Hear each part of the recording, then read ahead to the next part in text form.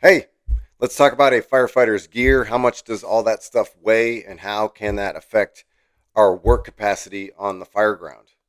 I weighed all my gear. Some of the results surprised me a little bit. And before we get to the rest of the gear, let's just talk about the boots.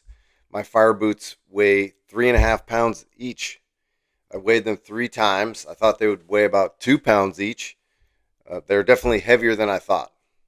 It is well documented that walking or running while wearing boots will increase your energy expenditure somewhere between 0.5 and 1.2% per 100 grams of boot.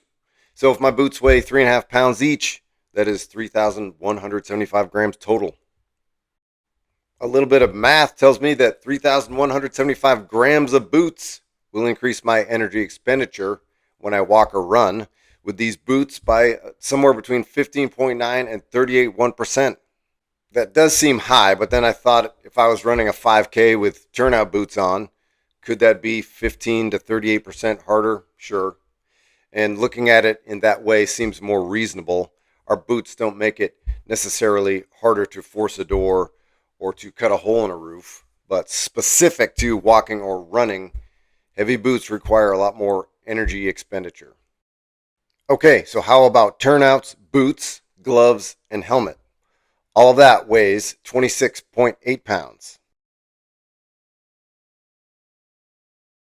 Let's add the SCBA, and now my gear weighs 65 pounds. I'm carrying 65 pounds, and that is without any tools.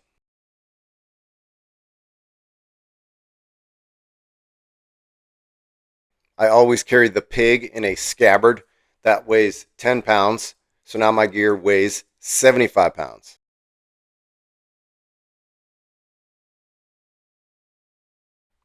You are never empty handed going to the scene, so here are some examples of what I might carry to the scene, and we'll add that to the total weight.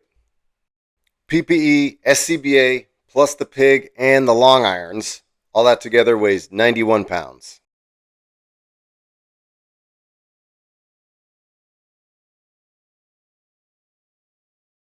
PPE, SCBA, the pig, long irons, and a chainsaw, we're talking about 113 pounds. All of our PPE with the SCBA, the pig, Halligan, and a bundle is 162.6 pounds. As the sounder with the pig, long irons, and a 24-foot ladder, all together, that is 163.8 pounds. There have been multiple studies done on the effects of firefighter gear on the work capacity of firefighters. In one study, there was a treadmill test where firefighter participants would walk at a fixed rate of 3.3 miles per hour, and they would increase the incline every minute. There was also a treadmill test where the incline stayed at zero, but the speed was increased every minute. Both of these tests were done to failure. They were done in regular workout gear and also in turnouts with boots and air packs. Let's look at time to exhaustion, submaximal VO2, and heart rate results. Time to exhaustion decreased dramatically with turnout boots and air packs.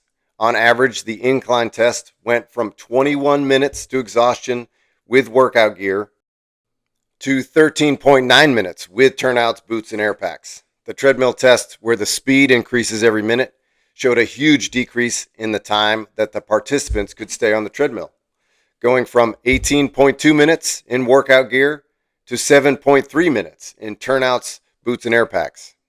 Submaximal VO2, the amount of oxygen being used at a submaximal stage of the tests, was 33% greater for a given incline in turnouts, boots, and air packs, and oxygen consumption was 22% greater for a given speed in turnouts, boots, and air packs. Submaximal heart rate at a given incline went from an average of 112 in workout gear to 142 in turnouts, boots, and air packs. Submaximal heart rate at a given speed went from an average of 158 in workout gear to 173 in turnouts, boots, and air packs.